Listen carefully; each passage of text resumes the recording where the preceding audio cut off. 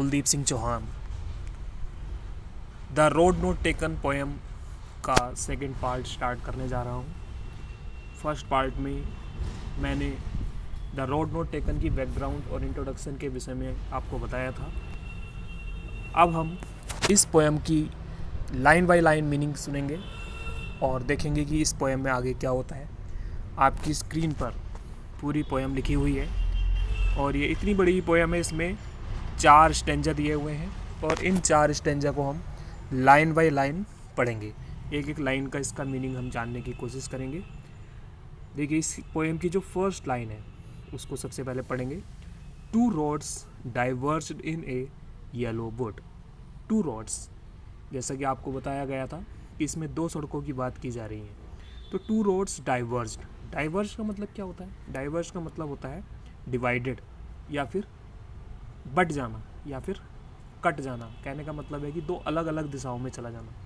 तो यहाँ पे 2 सड़कों की बात की जा रही है जो कि 2 अलग अलग दिशाओं में जा रही हैं। इन अ येलो वुड, येलो मीन्स होता है पीले रंग के और वुड मीन्स वैसे लकड़ी होता है यहाँ पे, लेकिन इस मीनिंग में यहाँ पे पोएम की मीनिंग के अनुसार यहाँ पे वुड का मतलब है जंगल। तो वुड का मतलब यहाँ पे जंगल है, पीले रंग के जंगल में। अब जंगल तो हरे रंग के होते हैं, लेकिन यहाँ पे पीले रंग के जंगल का क्या मतलब हुआ?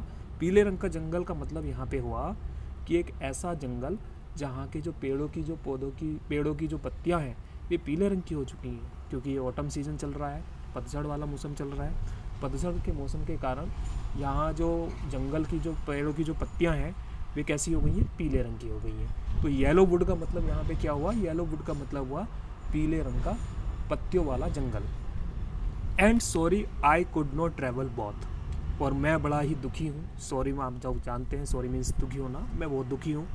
आई कुड नॉट ट्रैवल बोथ, क्योंकि मैं एक ही यात्री हूँ, एक ही पैसेंजर हूँ। आई कुड नॉट ट्रैवल बोथ, और मैं दोनों सड़कों पर नहीं जा सकता। अब एक आदमी तो एक ही सड़क पर जा सकता है ना, तो इसका मतलब क्या हुआ? आई कुड नॉट ट्रैवल बोथ, कि मैं दोनों सड़कों पर ट्रैवल नहीं कर सकता हूँ। एंड वी वन ट्रैवलर, ऐसा क्यों है? क्योंकि मैं वन ट्रैवलर हूँ, क्योंकि मैं एक ही यात्री हूँ। ट्रैवलर का मतलब होता है यात्री होना। मैं एक ही यात्री हूँ और एक ही यात्री होने के कारण मैं एक ही सड़क पर चल सकता हूँ, दोनों सड़कों पर नहीं चल सकता हूँ, और इसके लिए मैं बड़ा ही सॉरी हूँ, बड़ा ही दुखी हूँ। लॉन्ग आई स्टूड, और इसलिए मैंने क्या किया? लॉन्ग मीन्स बहुत लंबे समय तक। आई स्टूड, मैं खड़ा रहा। स्टूड मीन्स खड़े होना होता है, मैं खड़े रहा। एंड लुक डाउन, और मैं देखता रहा। लुक डाउन मीन्स होता है देखता रहा।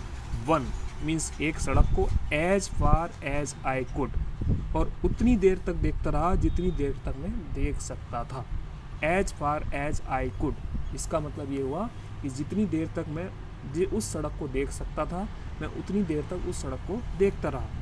To where it went in the underground, और वो आगे जो सड़क थी आगे जा कर के, वेयर मीन्स एक ऐसी जगह तक मैं उस सड़क को देखता रहा। वेयर मीन्स एक स्थान के लिए यूज़ किया जाता है वेयर का यूज़। मैं वहाँ पर देखता रहा। इट वेंट, जहाँ पर ये सड़क आगे जा कर के, वेंट मीन्स मुड़ गई थी। इन द अंडरग्राउंड, अंडरग्राउंड का मतलब होता है छोटी छोटी झाड़ियों में। छोटी छोटी झाड़ियों में आगे जा कर के ये सड़क जहाँ पे जा कर के मुड़ चुकी थी, वहाँ पर मैं इसको देखता रहा। देन टुक द अदर, दूसरा स्टेंजा शुरू हो चुका है। देन टुक द अदर, अब उसके बाद मैंने दूसरी सड़क को देखा। अभी तक देखो, कभी बता रहा है ना, देखो मैंने कल के वीडियो में आपको बताया था कि पहले जो वो दोनों सड़कों को देखता है, पहले पहली सड़क को देखता है फिर दूसरी सड़क को देखता है। अब ये दूसरे स्टेंजा में वो दूसरी सड़क को देख रहा है। देन टुक द अदर, इसका मतलब हुआ मैंने अब दूसरी सड़क को देखा। जस्ट एज फेयर, और ये सड़क बड़ी ही सुंदर थी। फेयर मीन्स होता है सुंदर, बड़ी ही सुंदर थी। And having perhaps better claim, and having perhaps, और शायद, परहैप्स मीन्स होता है शायद, बेटर क्लेम मीन्स होता है दावा होना। और ऐसा लग रहा था इस सड़क को देख करके जैसे कि यह सड़क पहली वाली सड़क से ज़्यादा अच्छी हो, मेरे हिसाब से, मेरे अनुसार। Because it was grassy and wanted wear, क्योंकि ये जो सड़क कैसी थी? ग्रासी थी। आप लोगों को ग्रास का मतलब आता होगा, ग्रास मीन्स घास होता है, और ग्रासी का मतलब होता है घास युक्त। तो ये जो सड़क थी वो कैसी थी? वो घास युक्त थी। एंड वांटेड वियर का मतलब यहाँ पे हुआ कि एक ऐसी सड़क जिस पर बहुत कम चला गया हो, एक ऐसी सड़क जिस पे बहुत कम लोग चलते हों। Though as for that the passing there, ये एक ऐसी सड़क थी जिस पे बहुत ही कम लोग पास करते थे, मतलब बहुत ही कम लोग जाते थे। Had worn them really about the same. लेकिन ये सड़क, दोनों की दोनों सड़कें really the same. Same means होता है एक जैसी, सेम का मतलब होता है समान, लेकिन अब ये सड़कें दोनों एक ही जैसी दिख रही थी। अब ये थर्ड स्टेंजा आपका स्टार्ट हो चुका है। थर्ड स्टेंजा को बड़े ध्यान से आप लोग सुनेंगे। And both that morning equally ले। एंड बोथ मीन्स होता दोनों, और ये जो दोनों सो सड़कें थी, दैट मॉर्निंग मीन्स उस सुबह इक्वली ले, ये दोनों बिल्कुल इक्वली दिख रही थी। इक्वल का मतलब होता है एक जैसी, बिल्कुल समान, एक जैसी ही दिख रही थी। In leaves no step had trodden black. In leaves, और दोनों सड़कों पर लीव्स पड़ी हुई थी। लीव्स मीन्स होती है पत्तियाँ, पेड़ों की जो पत्तियाँ होती हैं उनके लिए लीव्स वर्ड यूज़ किया जाता है। Leaves no step had trodden black, और ऐसा लग रहा था जैसे कि वो उन दोनों सड़कों पर पत्तियाँ बिखरी पड़ी हुई हों, हैड ट्रोडन ब्लैक, और उस पर कोई भी ना चला हो, क्योंकि ये सुबह का समय था और आप जानते हैं कि सुबह सुबह सड़क खाली होती है, कोई नहीं आ रहा जा रहा होता है, तो इसलिए no step had trodden black का मतलब हुआ ऐसा लग रहा था जैसे कि दोनों सड़कों पर कोई भी ना चला हो। मतलब आपको पता चल रहा होगा, oh I kept the first for another day.